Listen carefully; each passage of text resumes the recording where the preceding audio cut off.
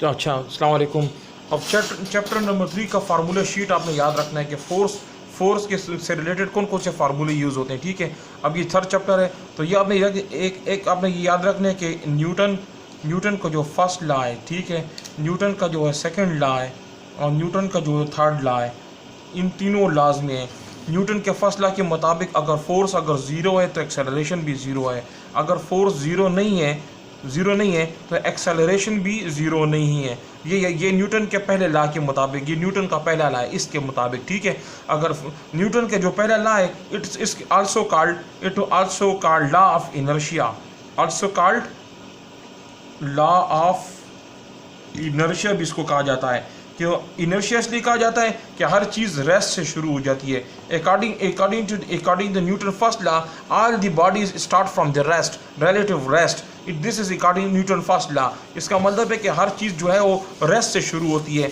अब इसी तरह न्यूटन का जो सेकंड लॉ है वो किसके मुताबिक है कि अगर एक्सेलरेशन को डबल करता हूँ तो फोर्स भी डबल होती है। ठीक है, एक्सेलरेशन इसी तरह एक्सेलरेशन का ताल्लुक इनवर्स जो होता है वो मास के साथ होता है। दोनों इक्वेशन को मैं कंबाइन करूँगा तो हमारे पास F = ma बन जाता है इस इक्वेशन न्यूटन सेकंड लॉ के मुताबिक। तो आपसे क्वेश्चन किस तरह पूछा जाएगा कि फॉर एग्जांपल इसमें से आपसे क्वेश्चन ऐसा आ जाएगा कि एक फॉर एग्जांपल ये अगर मास जो है वो 10 kg है, ठीक है, और दूसरा मास m1 जो है 10 kg है, m2 जो है वो 100 kg है, तो आपसे पूछा जाएगा इन दोनों में एक्सेलरेशन जो है वो किसकी ज़्यादा है, किसकी एक्सेलरेशन ज़्यादा है। तो न्यूटन के लॉ के मुताबिक एक्सेलरेशन उल्टा होता है, इनवर्स रिलेशन होता है। जिसका मास कम होगा उसका एक्सेलरेशन ज़्यादा होगा, जिसका मास ज़्यादा होगा उसका एक्सेलरेशन कम होगा। इसकी मिसाल ट्रक की एग्जांपल है, उसकी मिसाल गोली की एग्जांपल है,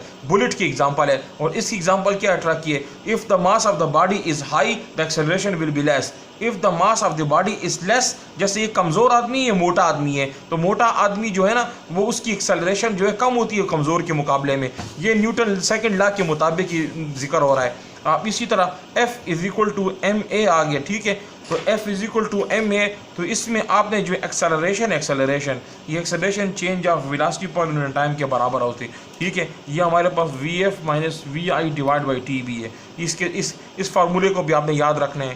फिर दूसरा क्वेश्चन इस तरह भी आ सकता है कि फॉर एग्जांपल एक कार है, let us consider it is a body is, मैं न्यूमेरिकल को इंग्लिश में बोल रहा हूँ, let us consider a body is moving from one point A to point B। ठीक है, it has a initial velocity is 3 metre per second and its final velocity is 2 meter second and it reaches to the end in 1 minute.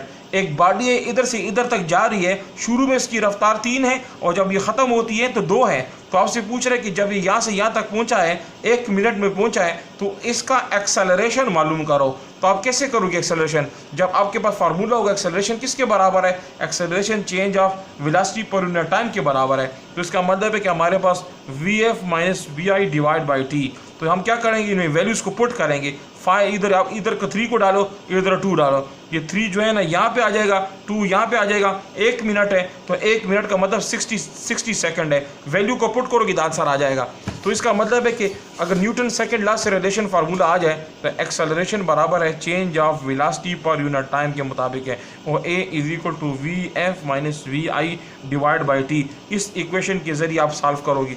अब सवाल इस तरह भी आ सकता है, इस तरह आ सकता है कि एक्सेलरेशन की वैल्यू जो है 10 मीटर पर सेकेंड स्क्वायर है।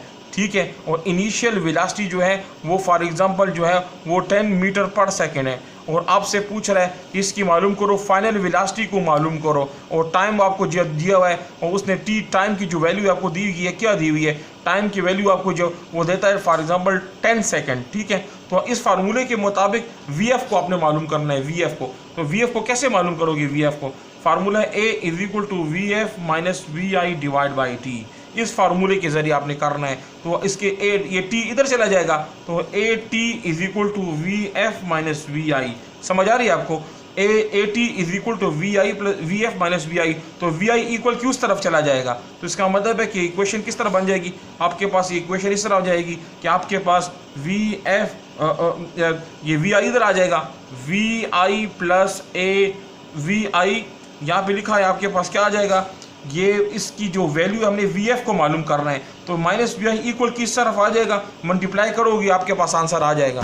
तो इसका मतलब न्यूटन का जो सेकंड लॉ का जो ताल्लुक है, इस फार्मूले को भी आपने याद रखने के फार्मूले में क्या आपसे पूछा जा रहा है।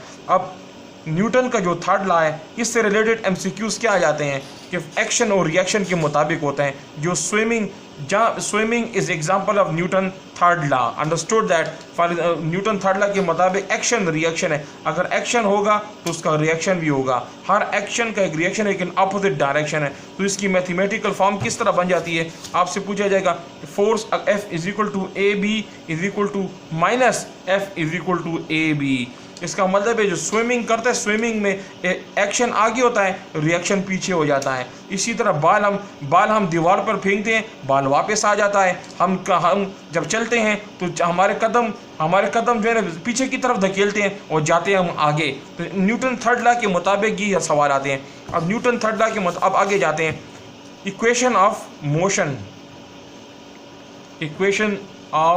मोशंस, इस मोशन इक्वेशन ऑफ मोशंस के मुताबिक MCQs आ जाते हैं। ये कौन से MCQs आ जाते हैं, VF is equal to VI plus AT, ये फार्मूला याद रखना है। दूसरा 2AS is equal to VF का स्क्वायर माइनस VI का स्क्वायर। तीसरा formula S is equal to VIT plus half AT square. ये तीनों फार्मूले तब यूज़ होते हैं ये जब एक जिस्म जो है वो लीनियर सीधा जा रहा हो, सीधा स्ट्रेट डायरेक्शन में जा रहा हो, जैसे गाड़ी सीधी जा रही होती है, उस सूरत हाल में आपने ये वाले फार्मूले यूज़ करने हैं, ठीक है। अगर एक चीज़ ऊपर से नीचे आ रही है, नीचे से ऊपर या ऊपर से नीचे है, तो VF is equal to VI plus AT। तो VF is equal to VI, ठीक है, प्लस GT। ये GT किस सूरत में, जब ये ऊपर से बॉडी नीचे आ रही होती है। लेकिन अगर नीचे से कोई चीज़ ऊपर जा रही है तो VI माइनस GT के तौर पर आपने यूज़ करना है। पहले आप फार्मूले सीख लो, तो उसके बाद मैं इसके आपको न्यूमेरिकल्स करवाऊंगा। अब इसी तरह आपने क्या करना है कि 2AS is equal to VF का स्क्वायर माइनस VI का स्क्वायर। तो ये ज़मीन के लिए लीनियर ले, लेकिन ऊपर में हो हवा से कोई और तो 2GH is equal to VF का स्क्वायर माइनस VI का स्क्वायर है। तो ये फार्मूला आपने किस लिए इस्तेमाल करना है, जब बॉडी हवा में होती है, एयर में होती है। इसी तरह आपने S is equal to VIT plus half AT square use करना है। तो इसकी जगह हाइट लगाना है, height is equal to VIT plus half GT square. ये उस सूरत में जब एक जिस्म ऊपर से नीचे आ रहा होता है। न्यूमेरिकल में आपने न्यूमेरिकल को पढ़ना है कि अब ये बाल जो है ना पेन मारकर नीचे गिर रहा है, या कोई चीज़ नीचे गिर रही है, तो उसके लिए आपने ये फार्मूला यूज़, नीचे से ऊपर जब जाएगा तो आपने यहाँ पे इस जगह पे माइनस का निशान आ जाएगा। 3 बातें हो गई। अभी नेक्स्ट आगे की तरफ हम जाते हैं, प्रोजेक्टाइल मोशन।